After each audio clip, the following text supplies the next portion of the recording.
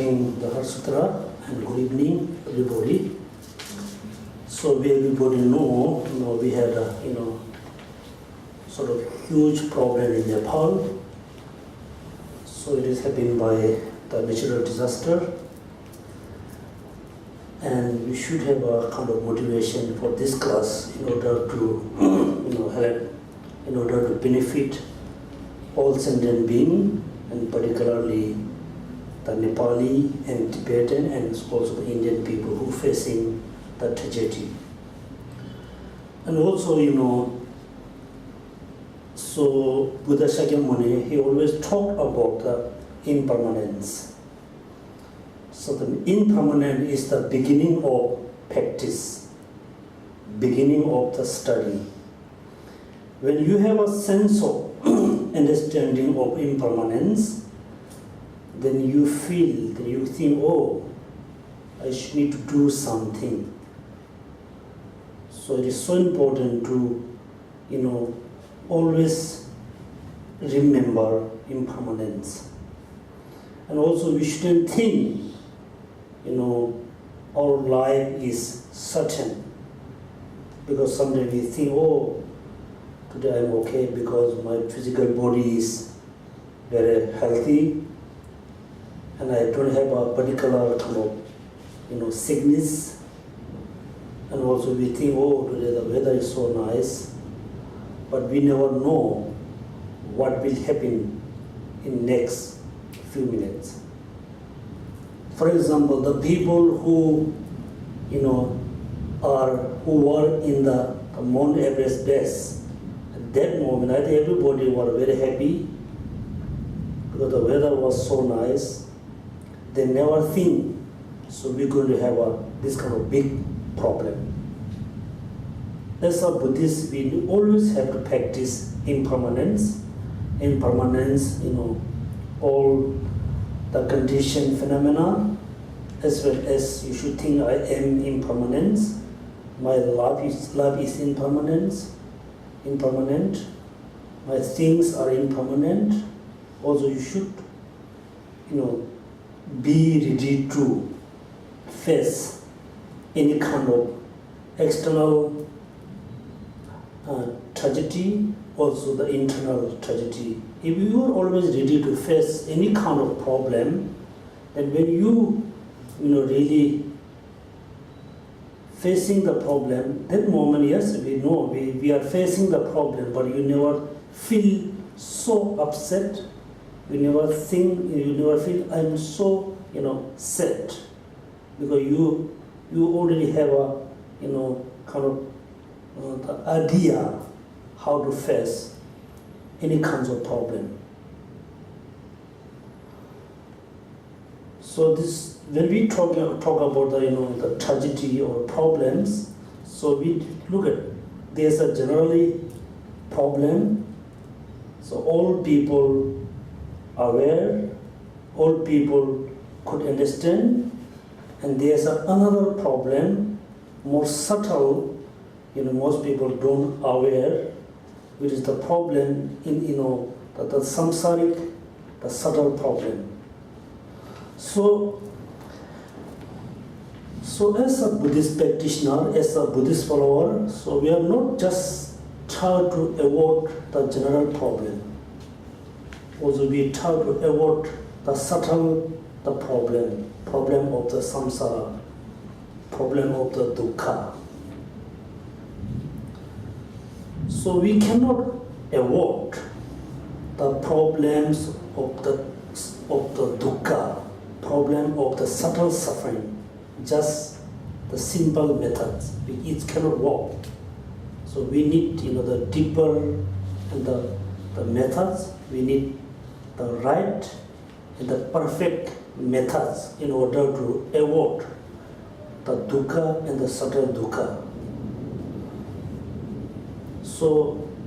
So through study about the tenets,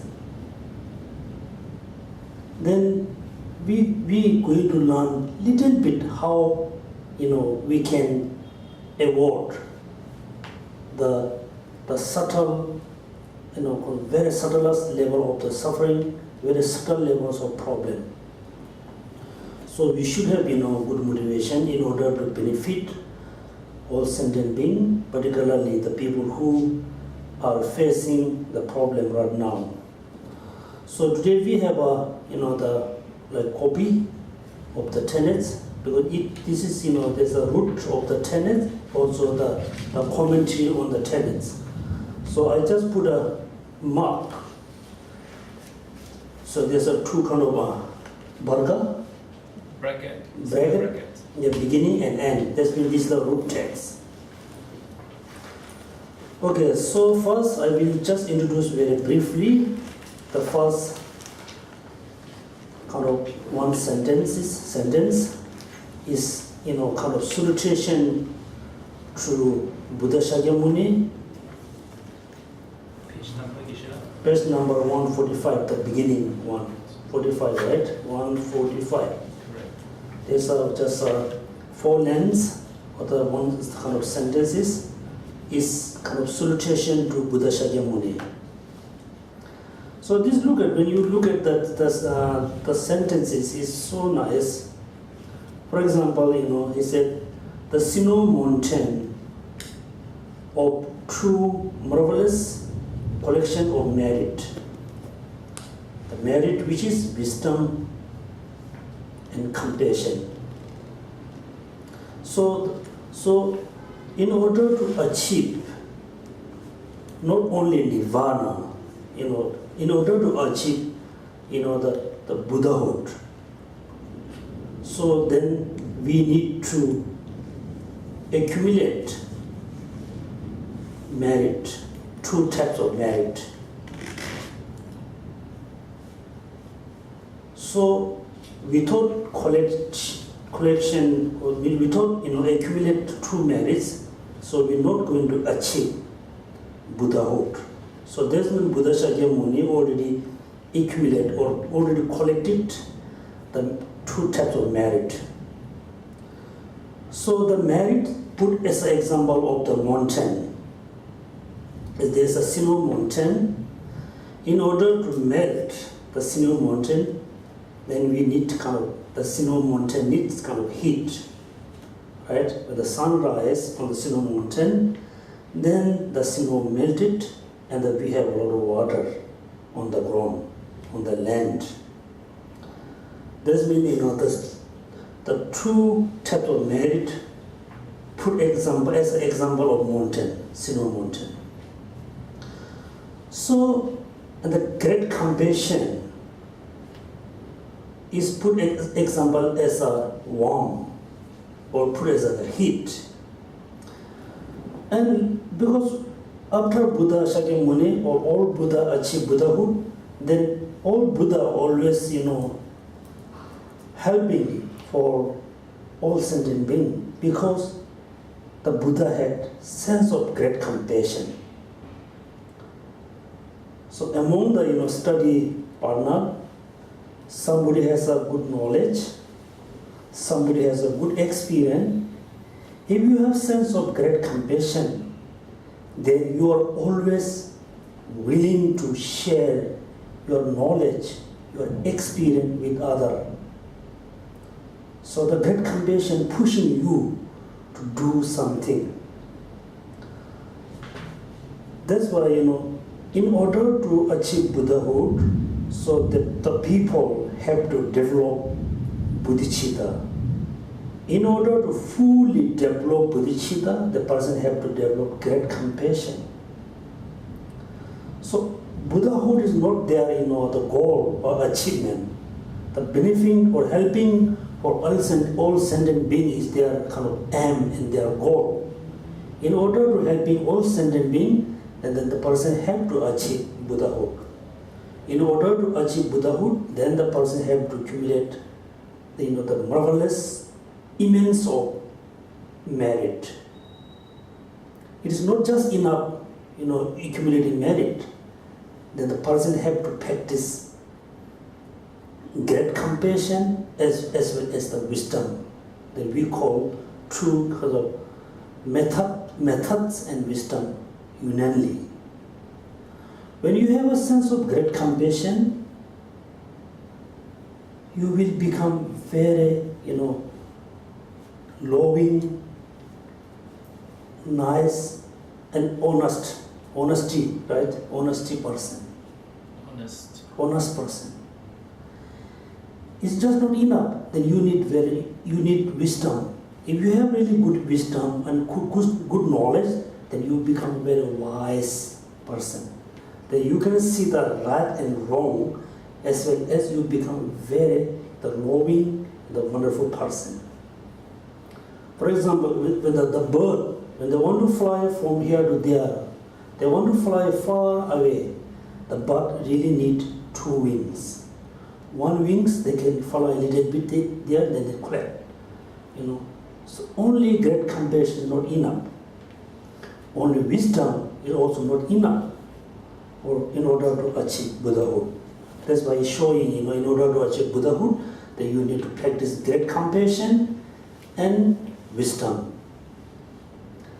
So that's why due to the warmth of his compassion, they melted the merit of the marvelous merit is melted.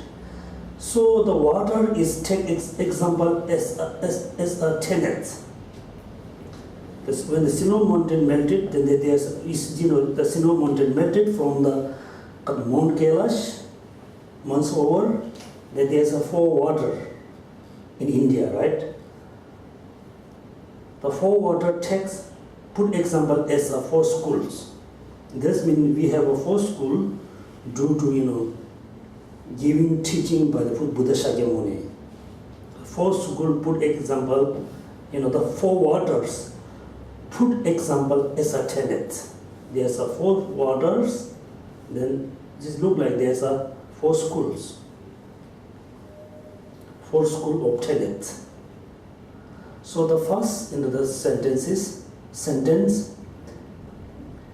salutation for Buddha Shakyamuni. So when we do some kind of salutation to someone, we have to look. We need to look. We need to find some good quality. When you find some good quality, really, a lot of good quality for other people, then you always admire to the people, and you always respect to the people. You always respect to the person. So what is the the unique quality of Buddha? That means the Buddha, collected the merit, the marvelous merit, the merit of wisdom and the merit of methods. That's why then we know that we saluted to Buddha. The next sentence is also very important, salutation for Mitriya Buddha. Mitriya Buddha. So also we named the future Buddha. Future Buddha. So according to the history, or according to the kind of the master saying, so when Buddha Shakyamuni left from the Tushita, then he pointed Mitriya Buddha as a successor of the king of the Tushita. Also, we believe in the next, after Buddha Shakyamuni passed away, and when he finished his teachings ended, and the future, and we really believe Buddha, Mitriya Buddha will come on the land and he will give a teaching. Also, not only that, not only that, because at the life of the Buddha, and somebody asked a lot of questions to the Buddha about the emptiness. And Buddha answered most of the question, but he left some answer which is going to give Mitriya Buddha. He said, "Oh, this answer will be given by Mitriya Buddha." So this is kind of the the connection in this Buddha Shakyamuni and the Maitreya Buddha. Yeah. So that's what we call, the successive web of extend into the space and the child. This is just talking. The next one, the great of the like so we just explained a little bit. The next one.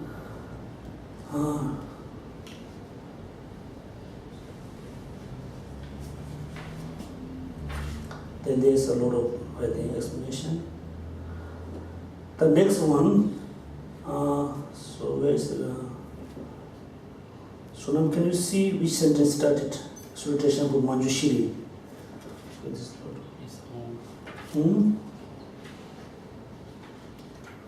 The Honorable, no, not this one. Manjushri, Nagarjuna. is first sentence. Obeisance to the regents of the conqueror, the undaunted protector. That is the Maitreya Buddha. Okay, 146, first sentence. 146. Yeah, first sentence. Okay. Obeisance. Yes. To the regard of the conqueror, it's kind of the conqueror is kind of king, right? Conqueror. King. Conqueror is the king. The undaunted protector. Protector is salutation for Manjushri. That The is union of all wisdom and conquer the Manjushri. And second sentence, the salutation for Manjushri as the Nagarjuna and Asanga. Because Manjushri usually we respect when we return something, compose something, we always do salutation for Manjushri because Manjushri is the Buddha of wisdom. And also Manjushri is the wisdom lineage holder. And also Maitreya Buddha, he is the lineage holder of the methods, wisdom and methods. The next, look at also the Nagarjuna. He taught a lot about emptiness. Also Nagarjuna also lineage holder of wisdom. And Asanga is the the was, we can say is, we can say was because we believe he's still alive. We cannot see. Asanga also, he is the lineage holder of the methods. Look at it. So Buddha gave two types of teaching: wisdom and methods. So the Maitreya Buddha hold the wisdom, so methods, then pass to Asanga. Manjushri hold the wisdom teaching or lineage and pass to the Nagarjuna. So after Nagarjuna, then we have a Chandrakirti, so and so. So the next rotation in Manjushri, Maitreya Buddha, Nagarjuna, Asanga.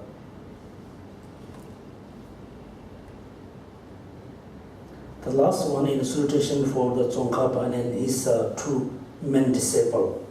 So this is kind of salutation in order to compose the text.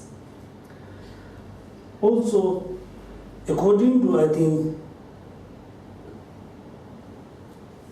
I think Buddhist culture, for example, when you build a new house, when you start new job, we always do kind of puja and prayer in order to remove all the obstacle. So all the master, when they, when he composed, when he wrote particular text, the first he always, do a lot of salutation for Buddha and Bodhisattva, all the master. It's in order to remove all the obstacle, in order to, fully finish to write the text. is the kind of Buddhist culture. Tradition. Then, tradition, Buddhist tradition. The second, well, somebody would ask, okay, why are you going to write? Why are you going to compose this text? Why? Then this always telling the main purpose. The main purpose starting here, I think, the promise of composition and exhortation,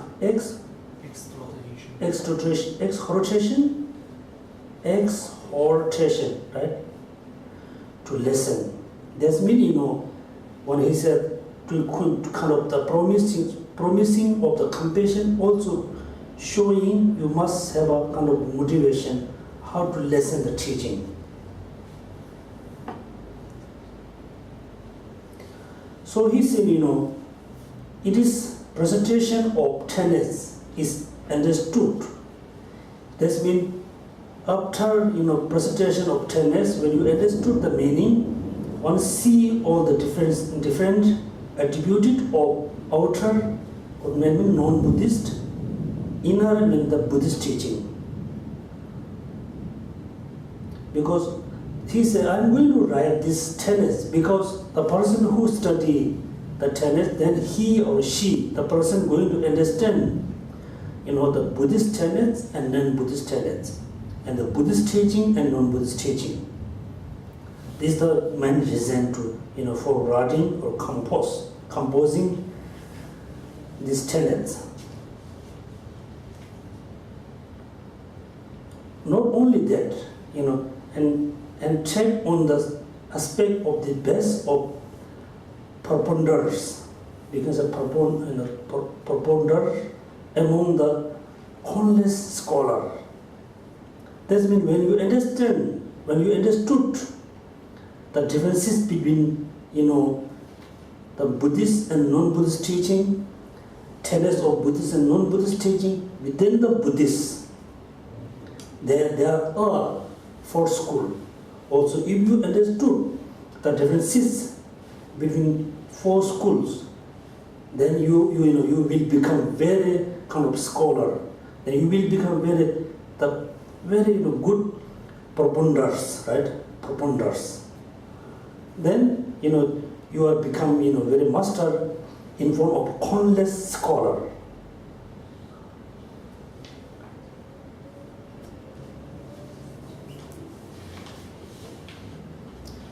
So, among the countless scholar, what wise person would accept the effort to differentiate the principle of our own and others' tenets?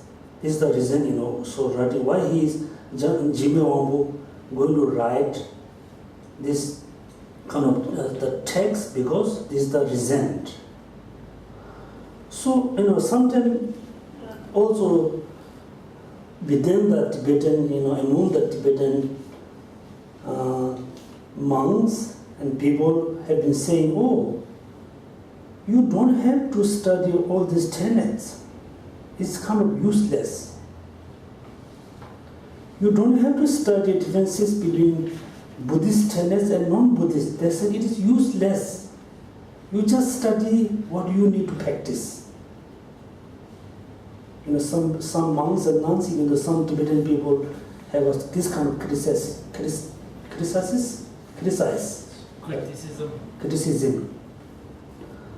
So it looks like, right.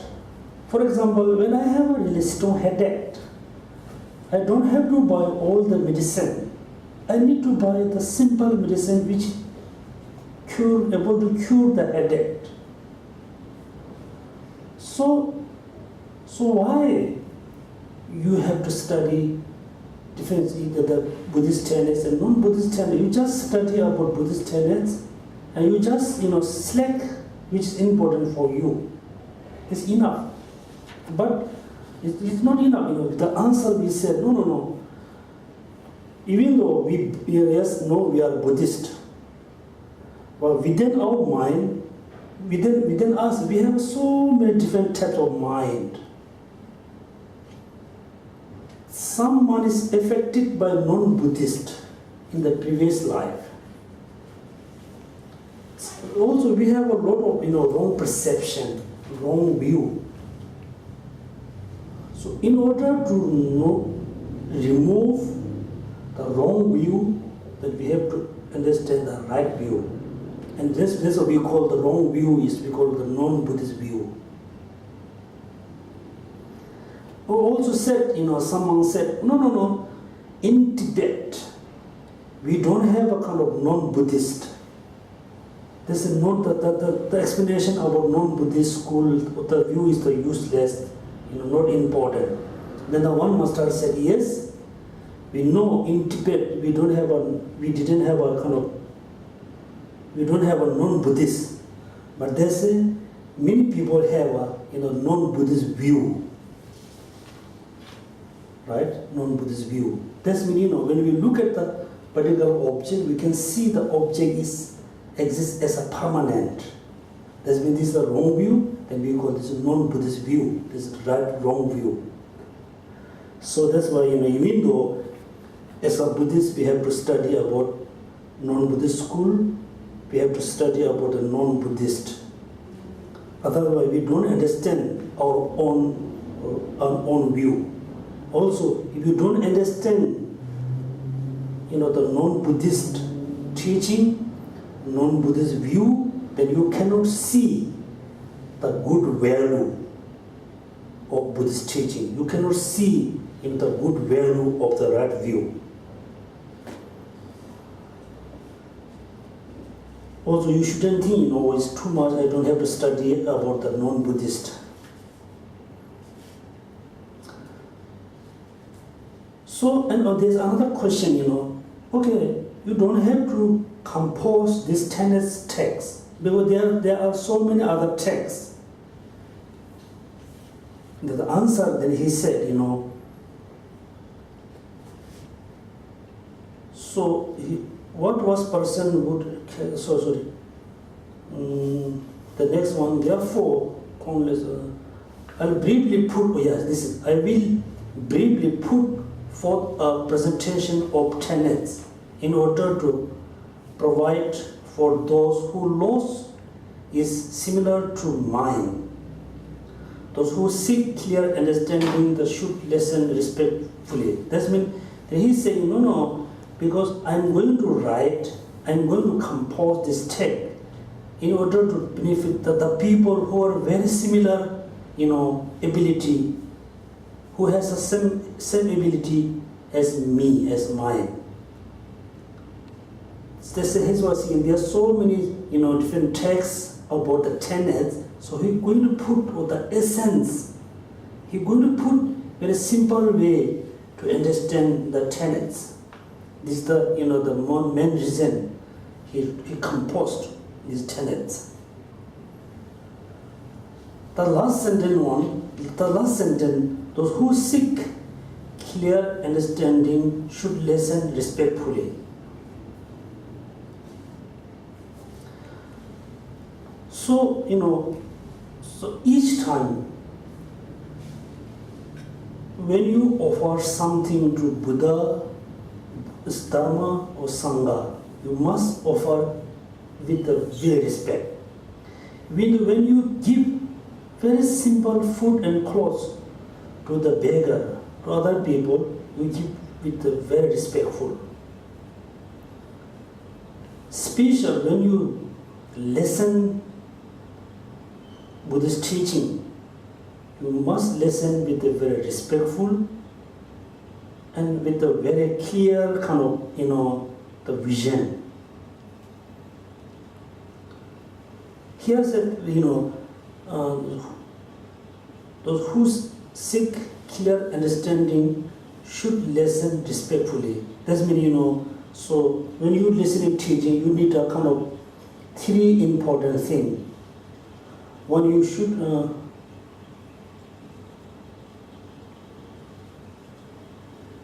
for example,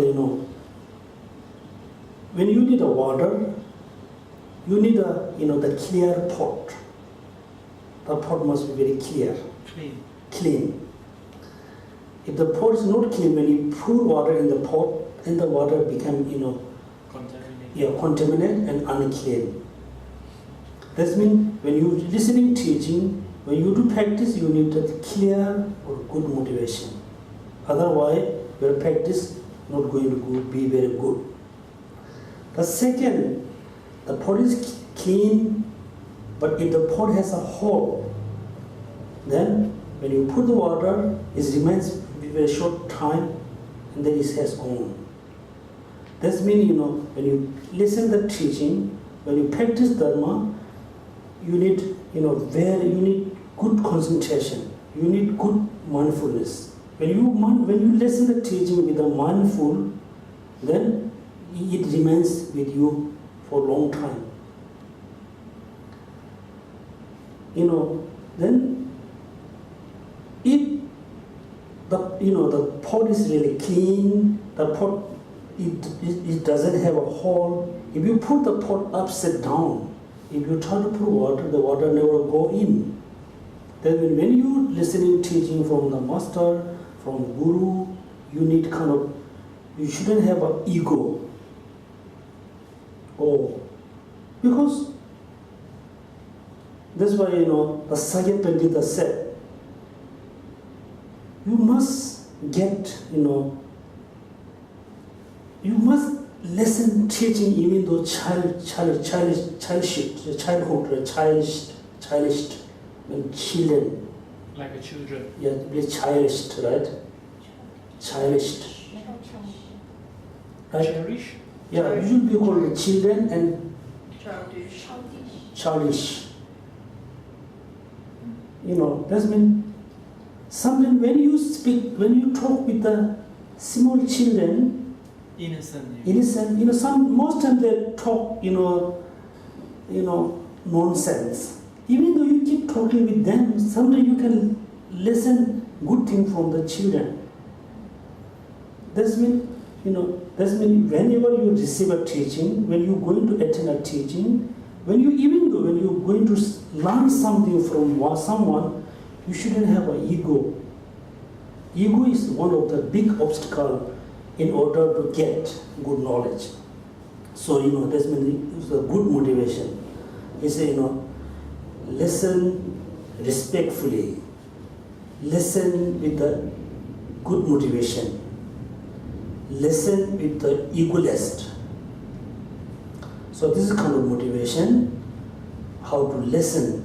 The next one is another important, because moreover, person who are not looking for material goods and respect in this life, not for the poetry, yeah. That's right. When you listen the teaching, when you listen Buddhist teaching, especially when you listen, the Mahayana teaching, when you practice Mahayana teaching, you shouldn't think about the material goods, not only think about this life, not only think about name and fame, like a property, right? Name, poetry, kind of name. Good literature. Yeah, literature. Because, for example, so look at, even though someone usually attend teaching because they thought, if I receive the teaching, I will have a kind of, lot of material. I will become very wealthy person. And someone have a motivation in order when they attend teaching, then when I receive a lot of teaching in the future, I will become very famous. I will be very popular in the society. This is also no good motivation. The poetry is kind of name and fame. So you should have only motivation, which is the liberation. So whenever you attend any kind of teaching, like not lecture, like Buddhist teaching, You shouldn't think the material goods. You shouldn't think only this life. You shouldn't think, the name and fame. You should think, I'm going to attend, I'm going to study, I'm going to practice this teaching in order to, achieve full liberation. Not just think from the deep of their heart. This means, you should have a, unchangeable, very stable motivation.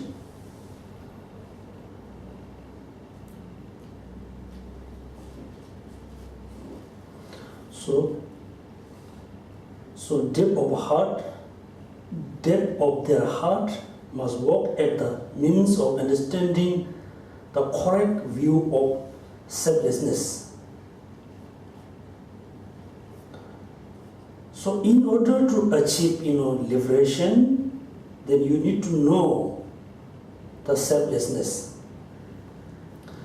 This is the reason I mentioned yesterday, without practicing, without understanding of the correct view, which is the selflessness, then you're not going to achieve nirvana.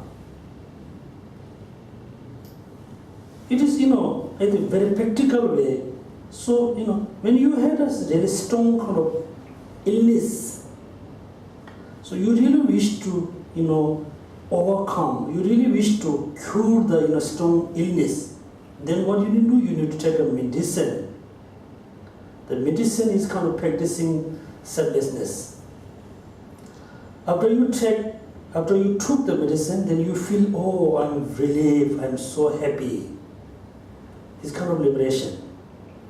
So after you understand the selflessness, then you can have a less kind of attachment and desire. Finally, you won't have any kind of negative thoughts and emotion, then you achieve liberation.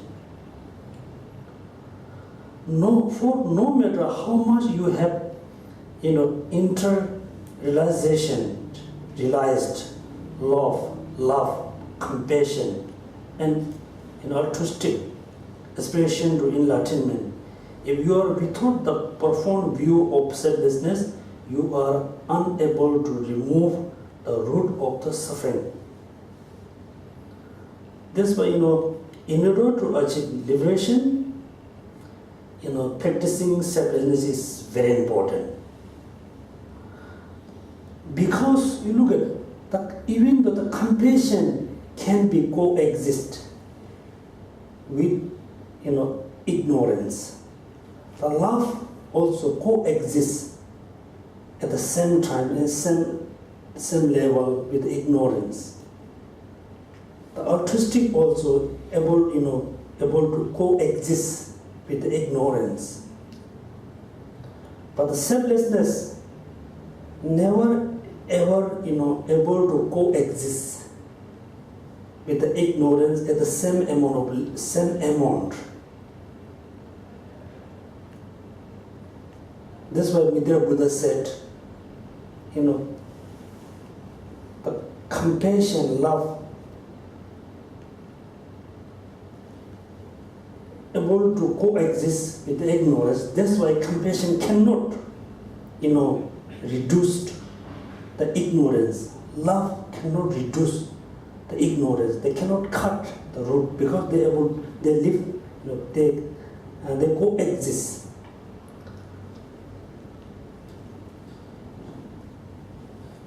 Also, look at, in order to achieve Buddhahood, I said 2 wings. Wings of wisdom, wings of compassion is so important. Through practicing compassion and great compassion, love, bodhicitta, then you accumulate, one of the merit.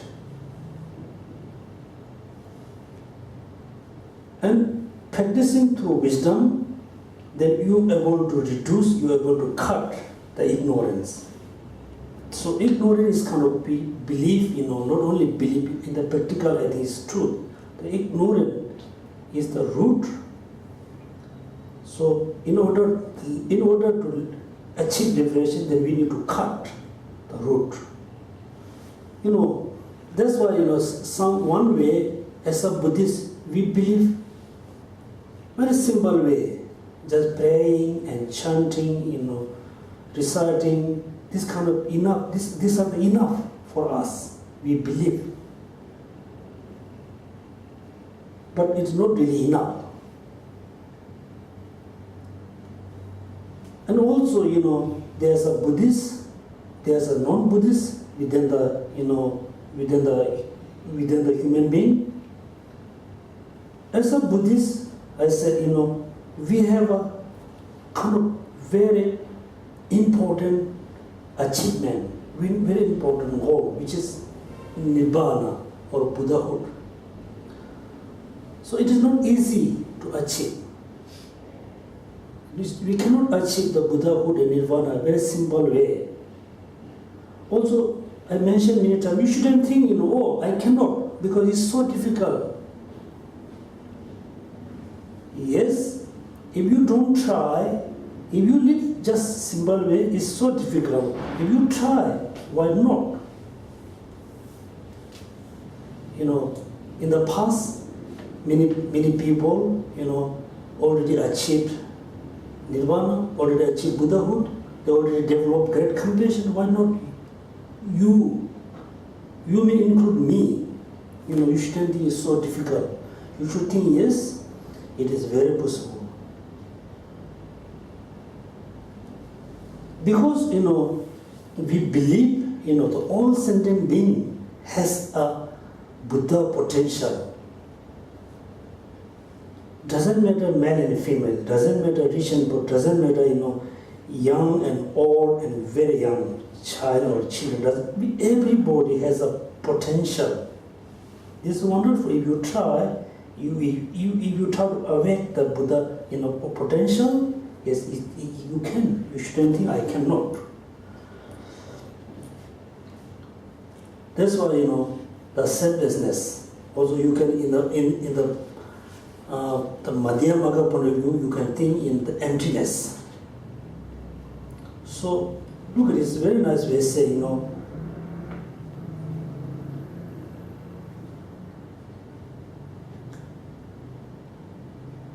this,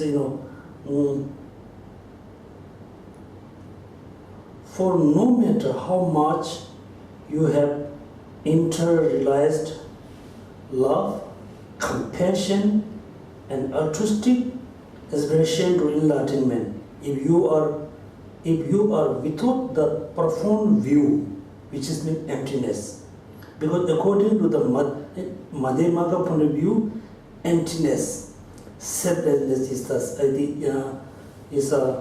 equivalent. You are unable to remove the root of the suffering.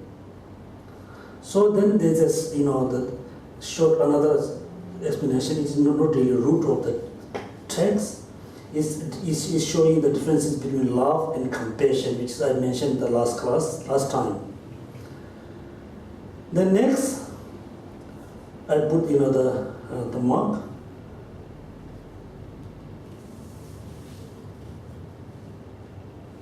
The foremost venerable great Tsongkhapa says in this three principle, is the name of the text. If you don't have the wisdom realizing the way things are, even though you have developed the thoughts definitely to live in a secular existence, as well as the altruistic intention, the root of the self-existence cannot be cut. Therefore, work at the means of the realizing dependent arising.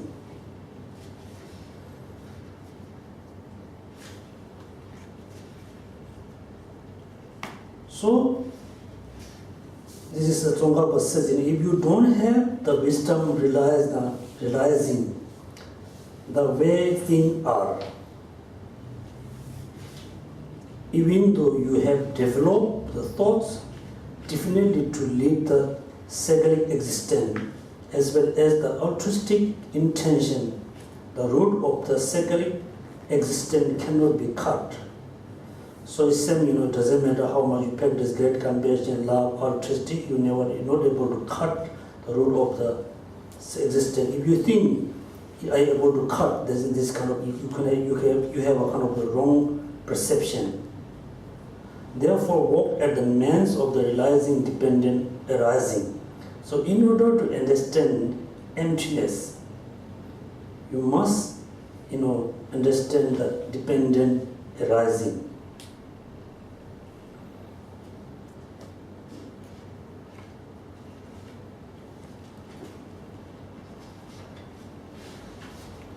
So hence, in order to remove the faulty view and to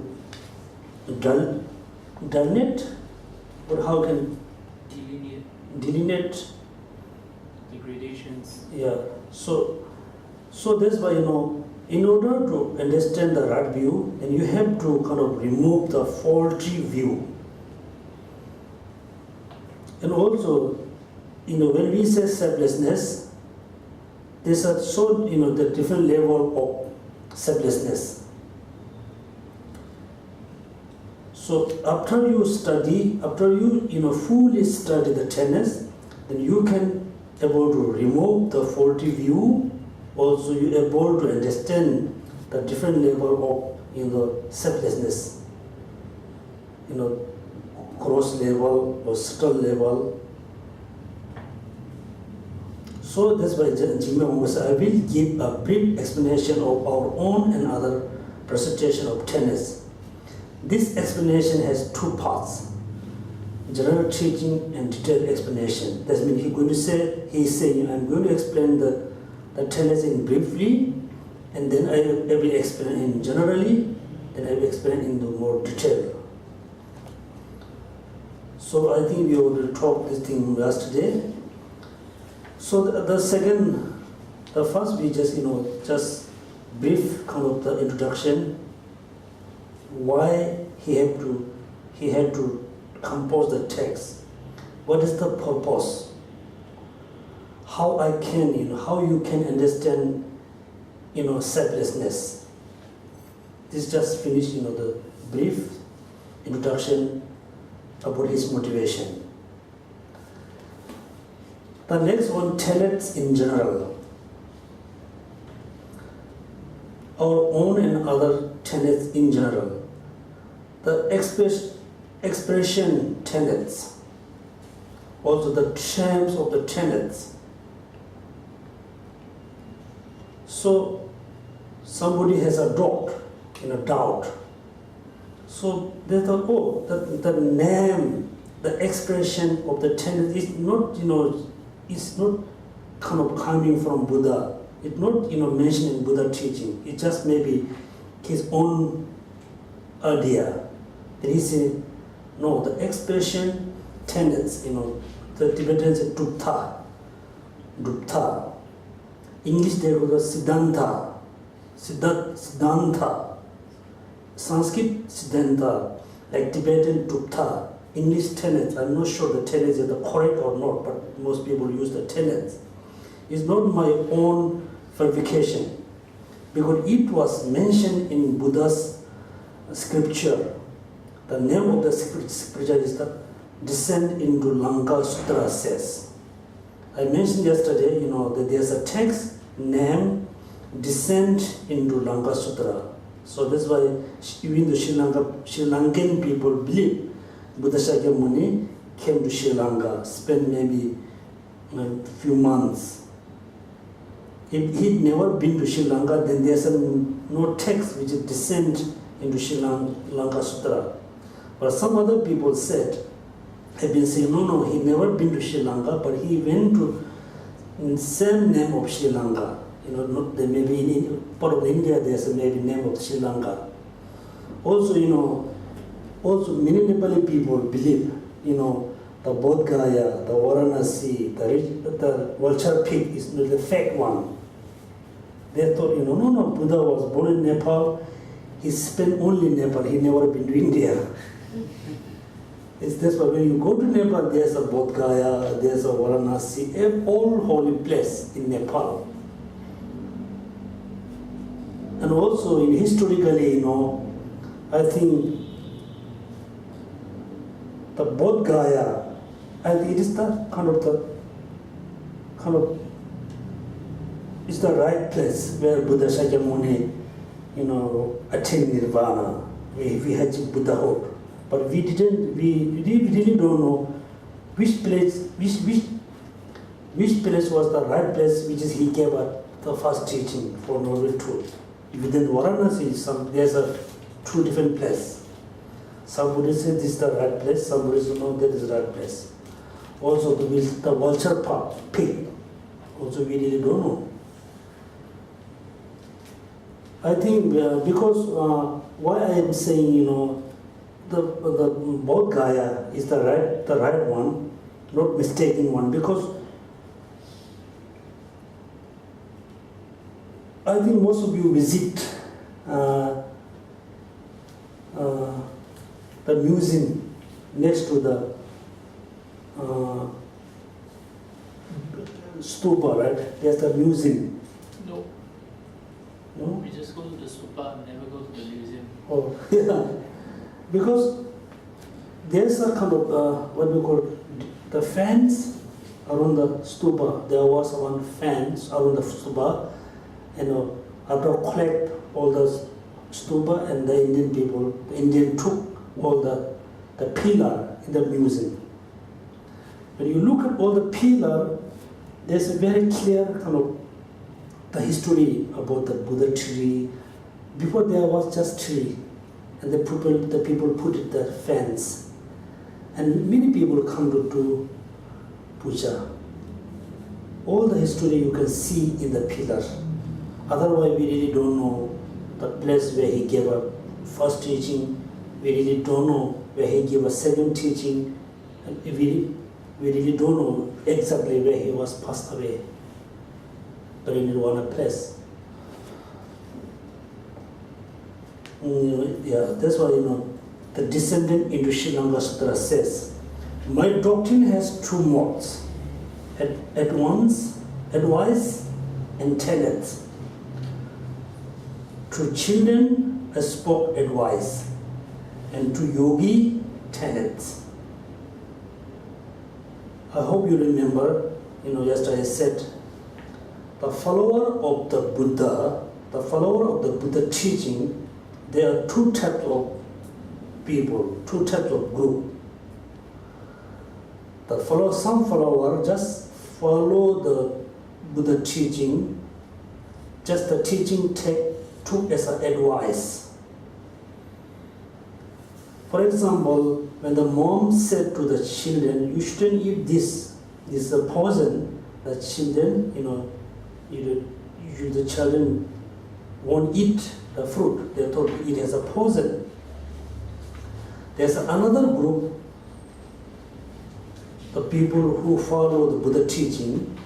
They are not just believe what the mom said, it has a poison. They checked, they do a lot of investigation, it has a poison or not. So the follower of the Buddhists follow the Buddha teaching. There's another people who are quite advanced. They just don't accept what Buddha said. They do a lot of investigation, and finally when they convince themselves, then they follow the Buddha teaching. So it depends on you. You want to be like children, you want to be the yogi.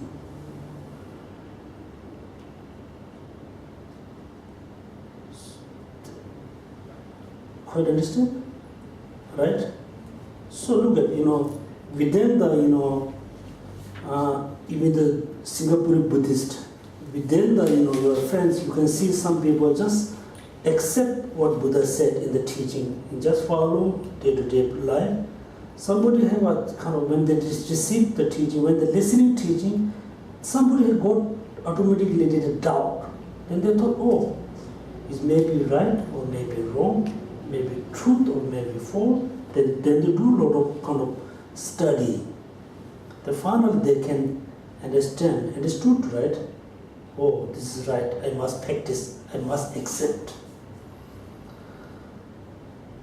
So is showing, this showing, also,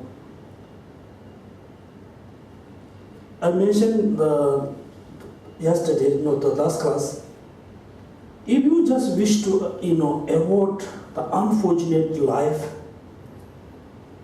you don't have to believe in Buddha and Dharma and Sangha. You don't have to take refuge to Buddha, Dharma, Sangha. You just live, you always just be nice person, honesty, do, always good thing.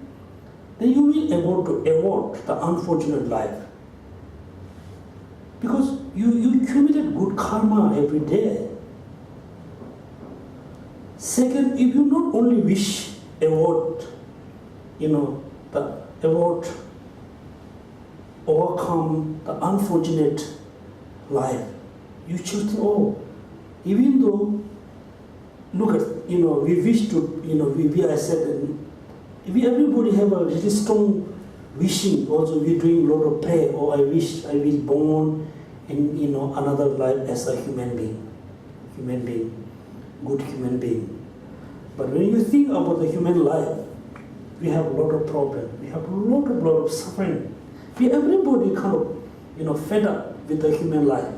We are looking more kind of happy life. We are looking more kind of, satisfaction life. We think about which human being life is more happy. Look at the Asian people, Asian people think the European or American are very happy. And they think the Asian people are more happy. It's kind of, showing where you're born in the samsara, you are not truly happy. So in order to have a truly happy, in order to have a kind of we can use the ultimate happiness, then you have to achieve nirvana. Then second, if you wish to achieve nirvana, then you have to take refuge to Buddha, Dharma, Sangha. Then among the three jewels, Buddha, Dharma, Sangha, which one is more important for you in order to achieve Buddhahood, in order to overcome all the suffering? So Dharma is the most important one. Of course, we need a Buddha. Without Buddha, we're not going to have a right view. We're not going to understand the right view. So after you understand the right view, if you don't practice, then even though you met a Buddha, you received Buddha, you met a master, you met a guru, if you don't practice, that the teaching is kind of, not that become important for you. The second practice, after you practice emptiness, impermanence, great compassion, bodhicitta, bit by bit, gradually, one day you can have a great compassion, you can have a great love, bodhicitta. And top of that, when you try to understand emptiness, finally you can understand emptiness. Then we call this Dharma. The Dharma is the real seva. For example, doctor is important, medicine is important, nurse is very important. If you don't eat the medicine, so the doctor is kind of become useless for you. The medicine also become useless for you. The nurse also become useless for you. If you take the medicine, finally the medicine cure the disease. So Dharma is the most important. So that's why some Buddhist people have a kind of misunderstanding. They thought, in order to achieve in order to have a fortunate life, I have to take a refuge to Buddha, Dharma, Sangha. You don't have to. Yeah, that's why taking refuge to Buddha, Dharma, Sangha is very important if you wish to achieve nirvana or liberation.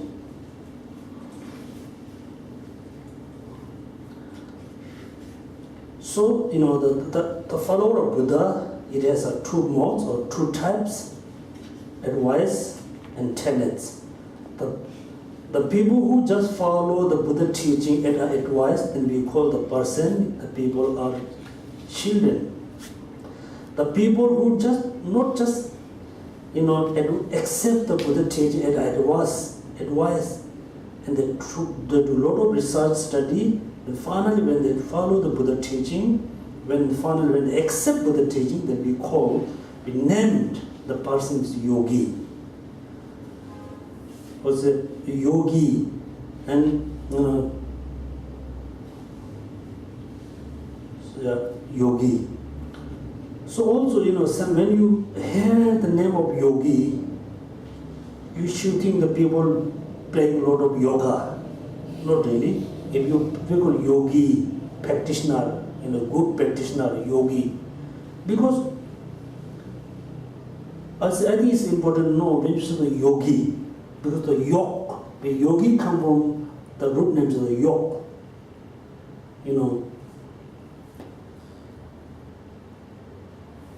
Yoke means kind of like Yonten. The Yonten. What's Yonten? Wisdom and method Yonten. They will call yoke. And the people who practice wisdom and compassion unanimely, they will call the yogi. And most of you, very interesting about the yoga, the general yoga. We usually in the yoga we can divide in two parts: physical yoga and mental yoga. In order to have a healthy body, yes, the physical yoga is very important. Plus, you need the mental yoga. The yogi is not just doing the exercise. Yogi comes from yoga. Yoga is the union, wisdom and compassion. So I wish most of you be yogi, not like children.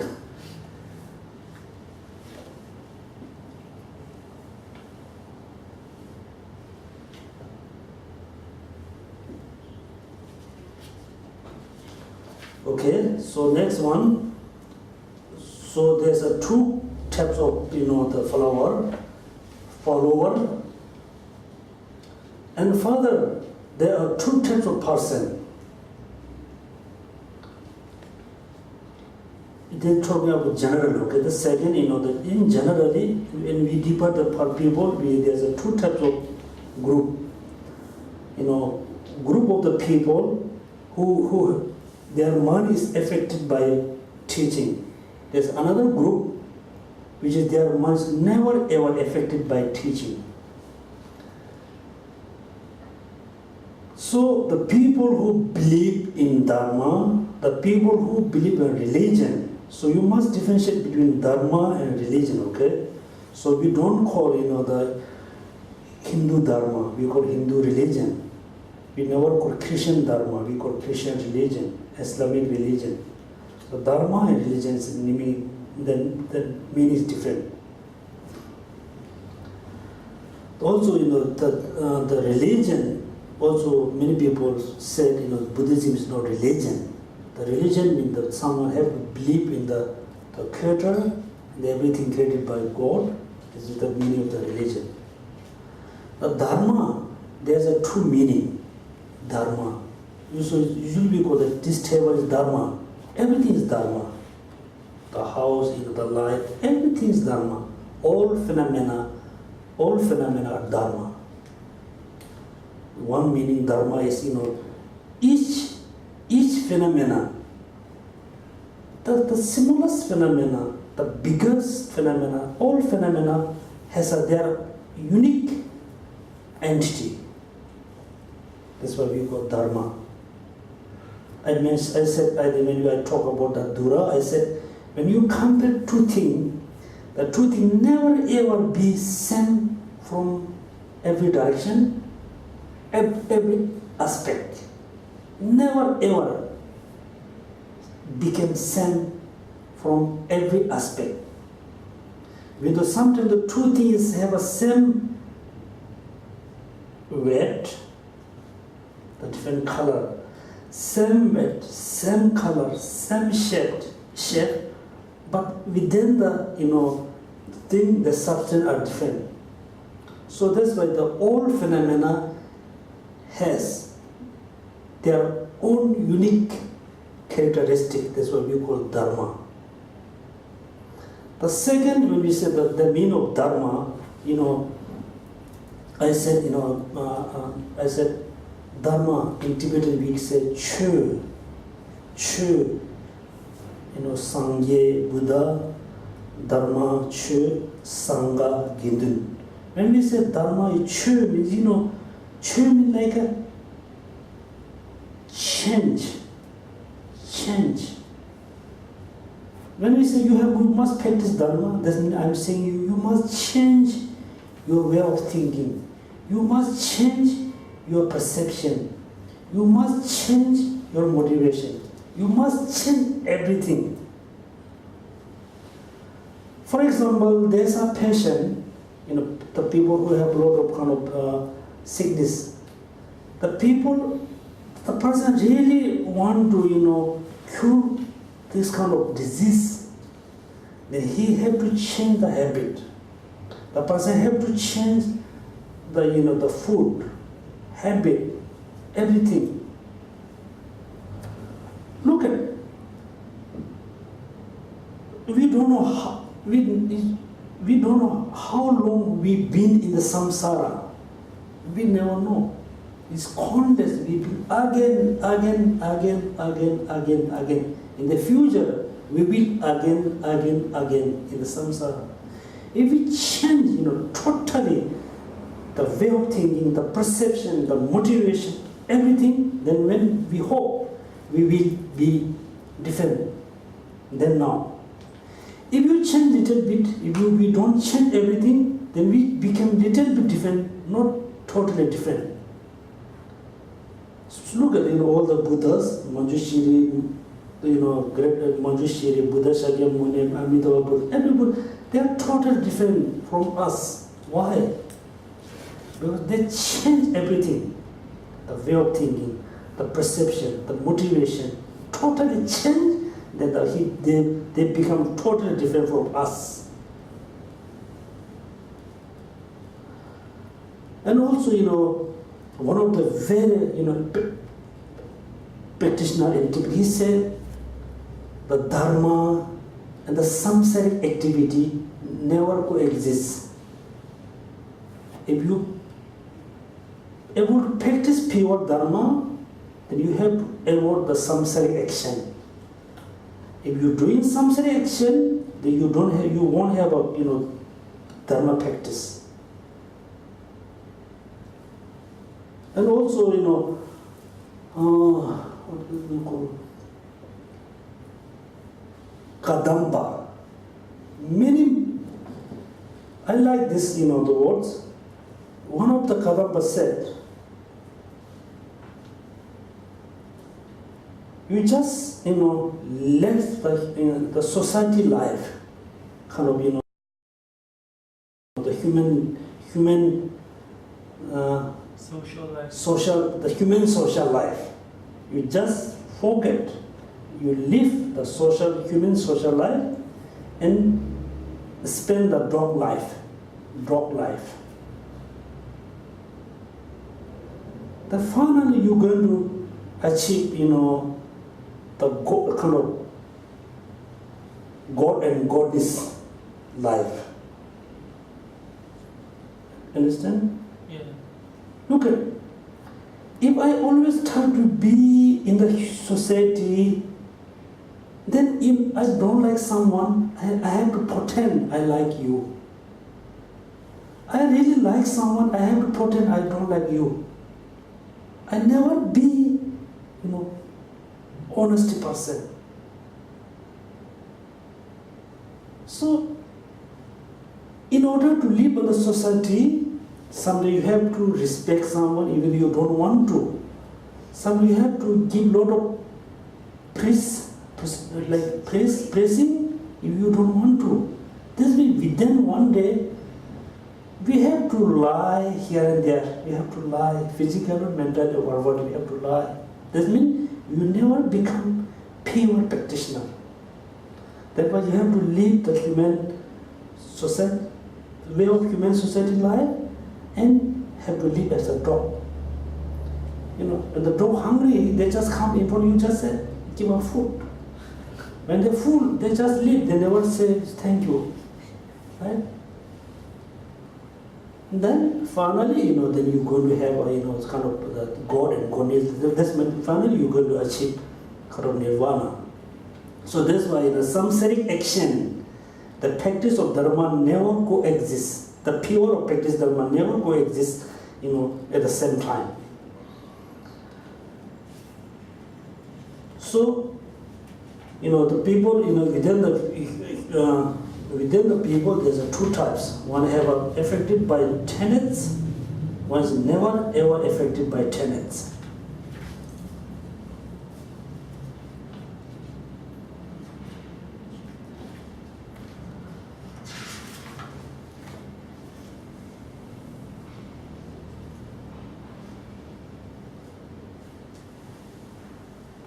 So what is the differences between the two groups? Some group, one is affected by tenets, one is not affected by tenets. Then they show that kind of definition of the meaning is saying here. Further, there are two types of person: those whose minds have not been affected by tenets, and those whose minds have been affected by, affected by tenets. Those whose minds have not been affected by tenets seek only the pleasure of this life with innate awareness.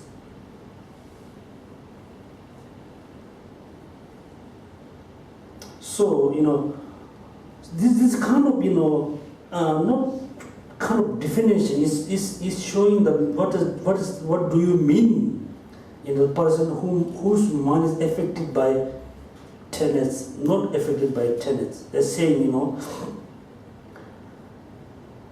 whose mind have not been affected by tenets seek only pleasure of this life with an innate awareness that since they have never studied a systematic presentation, neither investigate nor analysis. That means, you can see within your friends, they really don't understand, they really don't care about, Buddha, Dharma, Sangha. They just get an education and they get a job and they have a money, just, enjoying in this life.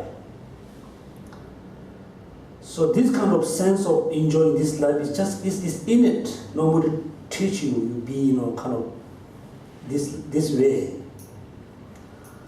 So another group, who mind is affected by tenets, which is, they hear the teaching and also they study, they think about this, finally they get some different idea than the other. So within the people whose mind is, affected by tenets, then there's a two group, affected by non-Buddhist tenets, affected by Buddhist tenets. And also, when you think about, affected by tenets, affected by Dharma and teaching, sometimes someone is before very, very innocent, very pure. And when their minds affected by religion, affected by teaching, affected by tenets, then people become very strange. Another group, before the person was very, innocent, when their mind is affected by religion, and they become more, innocent, more pure. Because both person mind is affected by religion, affected by tenets, affected by belief system, but people become very strange. Someone become very strange, someone become more pure, more innocence, more wonderful. What's the difference are them? What the difference is two groups? Because one just affected by mind and they don't practice.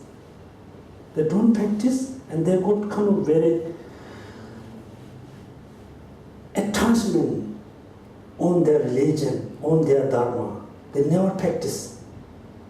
If somebody said, oh, your religion is no good, they become very angry, then they become very violent. Even if you can see some of your friends, when they, after you practice dharma, your friends become very nice, very gentle, very pure. Some of your friends, after receiving teaching, after trying to practice dharma, your friend become very strange person. So, that's why always try to be, after you practice dharma, after you listening dharma, after you study dharma, always try to become more pure, more innocence, right? More innocence, more pure, more honest, more happy, more loving person. Generally, when we say innocent, is a two meaning. One is don't know nothing, right? Very innocent. Someone is a very pure person, also we call innocent. Okay, so I just stop here. What do you think? This kind of class is okay? Just to go to teaching? What do you think?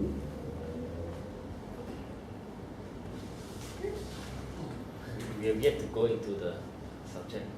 Yeah. What do you mean go into the subject? I mean, we have yet to go into the actual. Oh yeah. Because if you follow, when you try to follow, then we have to go gradually. So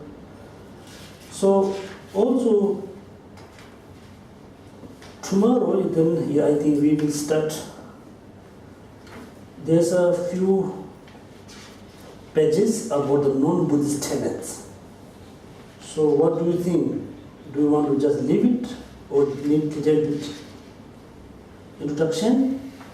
Non-Buddhist tenets. You should bear in mind that we have only 12 lessons left. So you have 4 Buddhist tenets to cover. So, and as well as you want to cover non-Buddhist tenets, there will be 5 portions that you touch.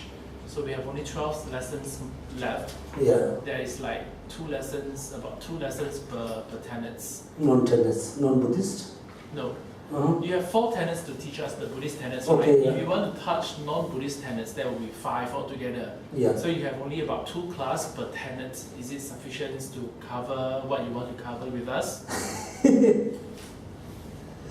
Or you want to start with tenets, and then at later part we have the extra portions, and then you want to deliver tenets, but it's all to you. Tenets. Yeah. Okay. So then I will say tomorrow I will start, the Buddhist tenets from the Vibhashika. So tomorrow I will just go directly to the tenets in general. Then just talk about the Buddhist tenets. So in the end of the class, if we have a kind of another time, then I will explain a little bit about non-Buddhist. Yeah.